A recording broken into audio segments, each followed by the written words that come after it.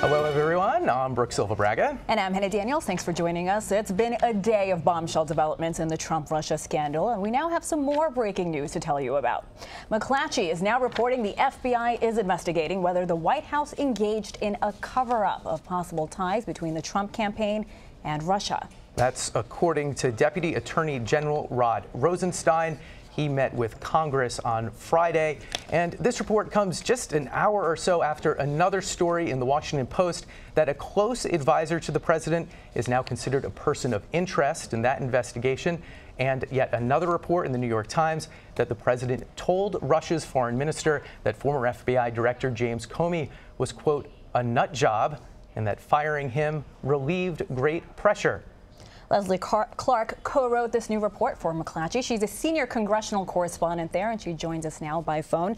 Lesley, thank you so much for joining us. Explain what you found. Good afternoon.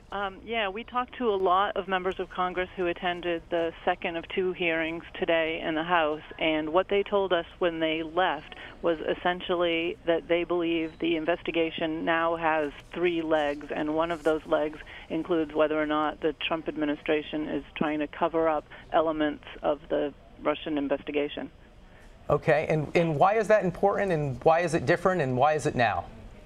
Well, I think it comes in the past week when you've had the revelations of the Rosenstein memo that came up, that the possibility that the White House is trying to cover up something, even if they didn't necessarily do anything wrong, or they tried to do something wrong. Either way, you don't want to cover up if you didn't do anything wrong, even. Do we know if this is something that has developed since the president fired James Comey from the FBI, or is it suspected that the cover-up goes back further than that? Don't know when the members of Congress that I talked to. The word cover-up, not a good word when you're being investigated, and we've seen a couple ways that the investigation seems to be sprawling. The Washington Post report suggesting that what started as an investigation of possible ties with the campaign, now looking at possible financial crimes. In your reporting here, do you get the sense that this is the word cover-up attached to something that may not be that damning, or is this the investigation creeping, sprawling, becoming something bigger? Oh, I think it's just the beginning of the investigation going, as far and as deep as they want it to. I think that all of the members of Congress were pretty sobered by what they had to hear in terms of the scope of the investigation. Lesley, following that, we know that Deputy Attorney General Rod Rosenstein briefed lawmakers today about Comey's firing. Do we know if lawmakers were satisfied with his answers?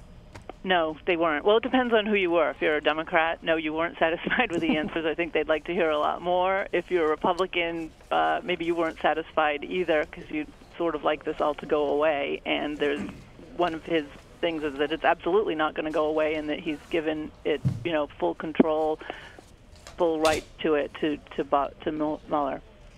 And you mentioned this person of interest is relevant to the investigation, has not been charged or arrested. What do you expect to happen in the next few days?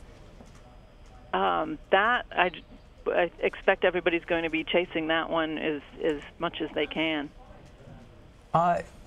Lesley, last thing, is it easy these days to get people to talk about things that otherwise would be hush-hush in Washington? It's not very difficult. It's not always difficult to get members of Congress to talk. There are a lot of them, and there's so much going on, so much swirling, that it's kind of fun to find them and talk with them. Okay, and there's been a lot of talking this week. Lesley Clark, thanks for joining us at the end of a very busy, tiring week for everybody. Thanks for taking the time. Thank you. Okay, our colleague Jeff Glor will be right back on the other side of this break with the rest of the day's news. Thanks for streaming CBSN.